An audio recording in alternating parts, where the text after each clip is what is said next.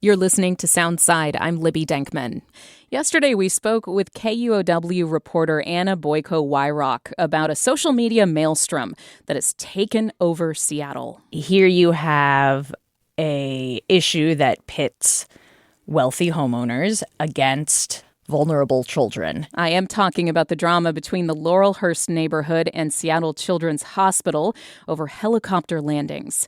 A 1992 conditional use permit dictates that helicopters can only land at the hospital's helipad when transporting a child who is critically ill or facing a life-threatening emergency. The other patients land about a mile away at a UW landing pad.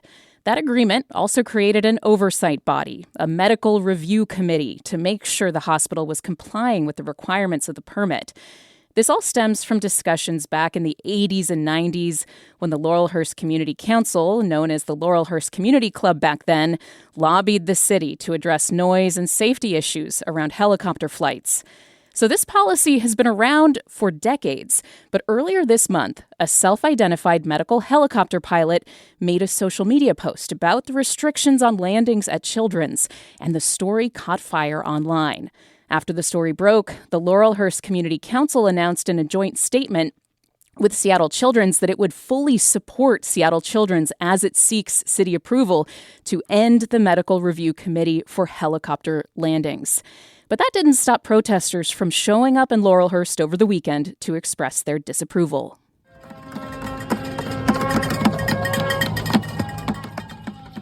When we talked about this yesterday on Soundside, I was curious to hear how the whole saga had unfolded from the perspective of somebody living in Laurelhurst. I mean, did the average resident even know about this policy? Did they want to defend it? How did they feel being at the center of the online firestorm? Well, I asked for feedback, and you delivered. We heard from one Laurelhurster who lives next to Seattle Children's. He takes issue with the Laurelhurst Community Council pushing for this neighborhood oversight over helicopter flights. He said, quote, "For years, we've heard rumors that our wealthy neighbors over the hill were aggressive with Seattle Children's about the helicopter and noise issue. Most of the people I know in Laurelhurst don't feel the same way." Some other Laurelhurst residents actually did an informal survey of people from the neighborhood. They got 82 responses, and they shared this survey with us, which showed residents overwhelmingly supported changing the policy to allow all patients to land at Seattle Children's. On the other hand, one Laurelhurst resident we heard from did take issue with KUOW's reporting on this story and said the policy is working as designed. They say, quote, "Children's Hospital willingly agreed to the terms in the conditional use permit in 1992 and has followed those conditions for over 30 years. In that time, every decision about helicopter landings has been made by medical staff on the helicopter in coordination with medical staff at Children's," end quote. Finally, I did have a good chat with another resident yesterday who is using the pseudonym Amy. She was concerned about online harassment for getting involved in this conversation, and we let her go with Amy. And she says that it's time for a change. I personally, and I think most of the curb chatter has been that the policy's out of date. I was actually in the neighborhood in the 90s, not to date myself, but I was a young grungster. I didn't live in Laurelhurst, but I lived in broader Northeast Seattle. And I do remember the conversation being written about in The Stranger and other places in kind of a community newsletter. And it was actually less about the noise and more about like helicopters flying around the city and being unsafe modes of transportation.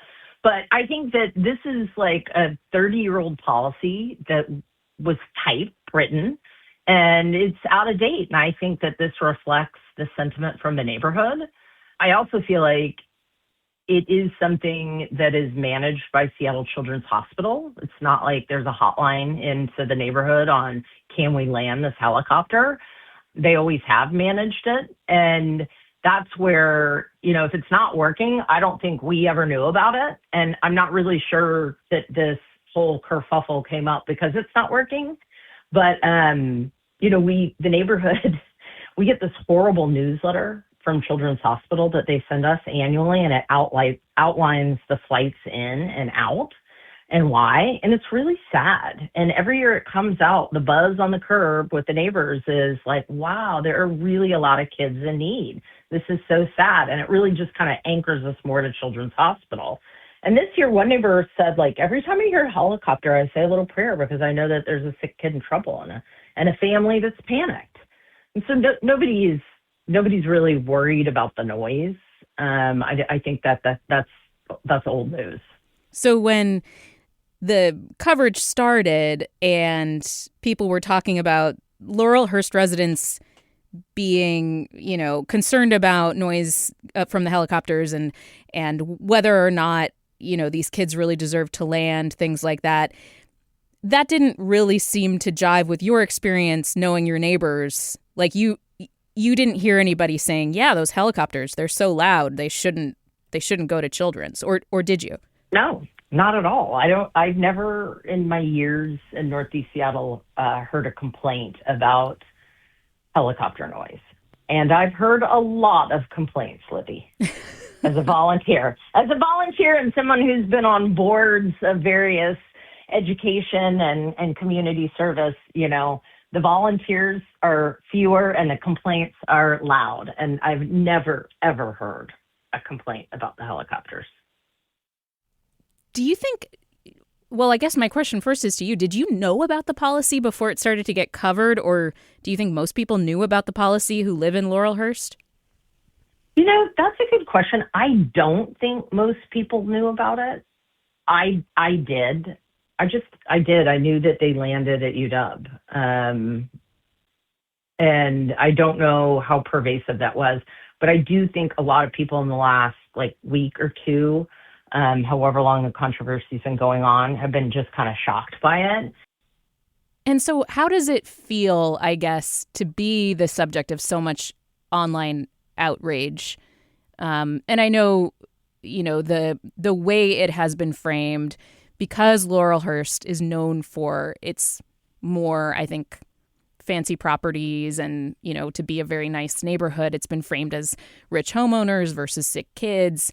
How does it feel to be a Laurelhurst resident at this point with that narrative kind of flying around? Well, it doesn't feel great. It's why I'm talking to you, to give context to it all. At the same time, this too shall pass. I think one of the things that makes it very real is, and this was on NPR the other day about, hatred in politics and people really getting angry quickly. And I think this has been an in your backyard example of people really getting whipped up about something very quickly and getting very angry about it. And I think being on the other side of that anger is an awakening. At the same time, it's kind of why we all choose to live in Seattle, because we are politically active and we are active in our communities. It just feels a little bit like we're just like anybody else, and we didn't know. So give us a break. But at the same time, I think most people are a little bit of this too shall pass. Yeah. After the policy has changed. That was Amy, a pseudonym for a Laurelhurst resident who responded when we called for feedback from people from inside the neighborhood. And this story is not over, of course. We're going to continue following how Children's Hospital and the city of Seattle revisit that conditional use permit and what that means for medical flights for sick kids. Thanks for listening to Soundside. Don't forget you can listen live on KUOW 94.9 Seattle at noon and 8 p.m. Monday through Thursday, or anytime right here online at KUOW.org, or of course on your favorite podcast app.